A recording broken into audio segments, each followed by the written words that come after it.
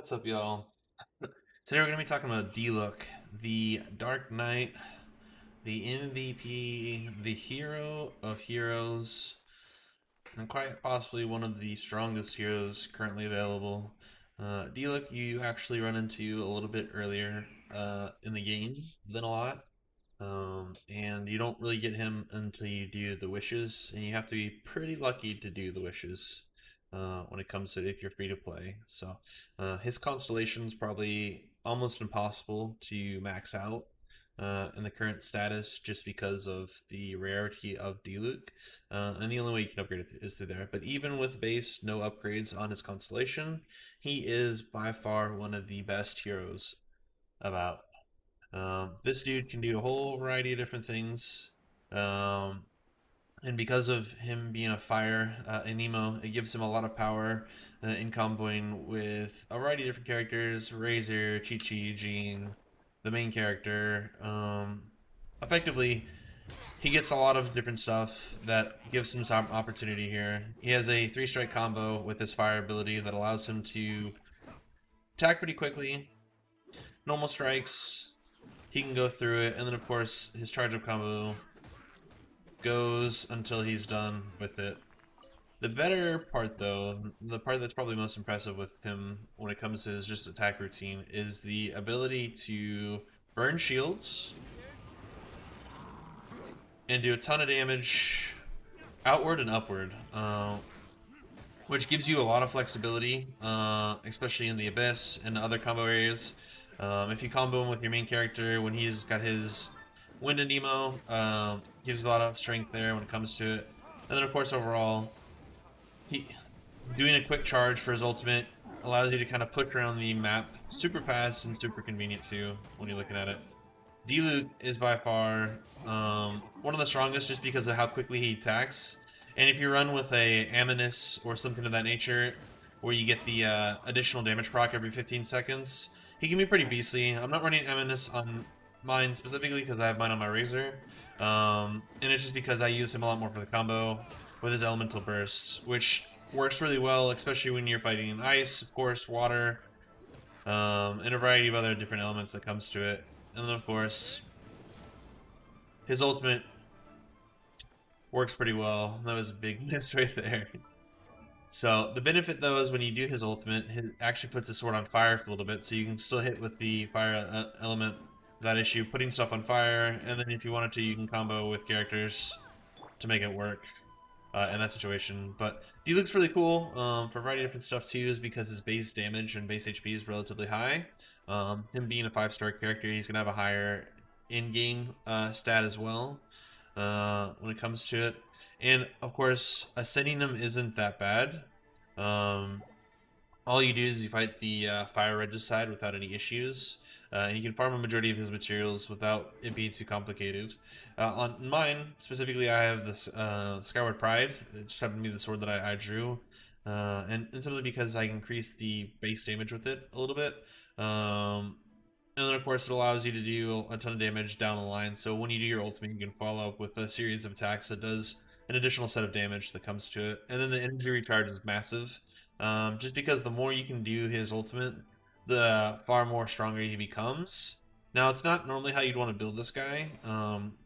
There's a lot of builds out there right now that are doing a ton of crit damage with just base attack as his setup, and he's chunking for a decent amount. Mine's more comboing with some other characters that I play with pretty regularly, which gives me that opportunity to do some just stuff differently. It's not necessarily the meta, and it's not necessarily the best way to play, but it's worked for all the stuff that I've needed to do as far as the best challenges, and really any boss that's available currently with it. So I've been super satisfied with this setup and build. He's got a decent set of backstory that comes to him. And as you play along, you'll run into a lot of different elements with him as far as story involvement with the Knights of Favonius, as well as his involvement with Kea, which at the moment may or may not be his brother, or some former associate of his, aside from the Knights of Favonius when it comes to it. So there's a lot of cool story with him. I'm not too particularly sold on his voice acting. Would you like to try the secret menu? But it's not that I dislike it, it's just that I'm not sure that's the voice that goes with that character profile more than anything else. His talents You know, as I kind of showed you, his combat talent, his normal attack performed 4 consecutive strikes, charge attack drains stamina over time, perform continuous slashes, and it just runs out till you do your stamina. And then of course his plunging attack, plunge from midair. It's just it's a vertical down strike that does AoE damage when it hits the ground. Searing Onslaught, that's the E ability that allows him to do his 3-strike combo, and then on the 3rd strike it does more damage, then it has the burning damage as well with it. And then of course, the one that everyone looks for is the Dawn, which is the ultimate, where it sends the eagle going out, doing pyro damage, and then of course puts people on pyro damage as well. And then it does progressively more damage as it hits you. So if it pushes something back, it's going to do excessive damage when it comes to it. And then, of course, the things you need to upgrade: guide to resistances, in the Sergeant's Insignias. You can get from your domains and farming those things. It's a little tedious just because it's super intensive, but what you get in the long run is a really strong character. Even if you don't have his constellation upgraded at all, it's still one of the best characters that comes to it. And then, of course, his passive, Relentless Diluc's charge attack stamina cost is decreased by 50%, and its duration is increased by 3 seconds, which is super convenient if you happen to be fighting a lot of mobs.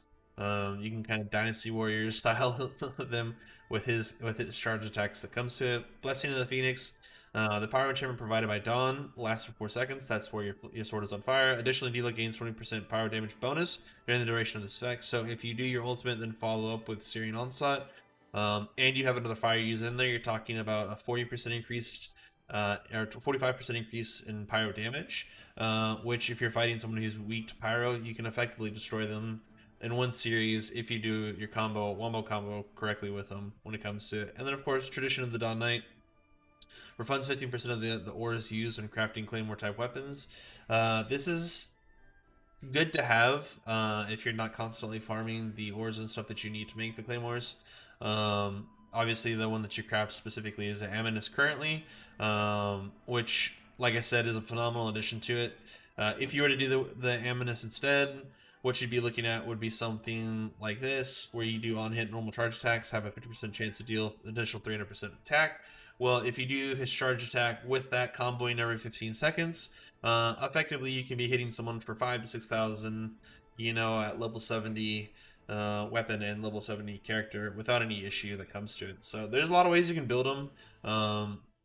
Having the elemental burst isn't a bad thing, and then having the energy recharge allows you to set up for a lot more power damage. If you went with a pure like raw damage output build, you run the Amethyst with crit damage and just base attack increase, and you just go from there. So he attacks really fast too, which allows for you to stagger certain mobs that might be casting a lot or that would be problematic otherwise. So he combos well too with a lot of other characters that can do the buffs, say Noel, or if you use Jean where you get the additional damage increase, or Barbara, or a variety of those other ones. And then of course if you combo them up with some certain elements and skills, it gives you a lot of flexibility that comes to it. But yeah, Diluc's probably one of my favorite characters, just in regards to pure strength. His backstory is pretty cool, and of course he's the edgy, cool, wears black with red hair type style, and he's got a pet hawk, which is just cool as well. So there's a lot of functionality that comes with Diluc. Obviously, if you pull him, he's a massive pull to have, and just overall, there's a lot of different ways you can build him. The elemental style build instead of the raw output build, just because I have Razor already, who does a good chunking for me, but he's still one of the strongest characters available, and considerably one of the strongest S tier characters available that comes to it. So if you do pull him, hopefully this video helps. If you guys have any questions, feel free to hit me up on YouTube or on stream, and I'll do anything I can to help you guys out. Thanks for watching. It's gonna be a left click. It's gonna be a left click.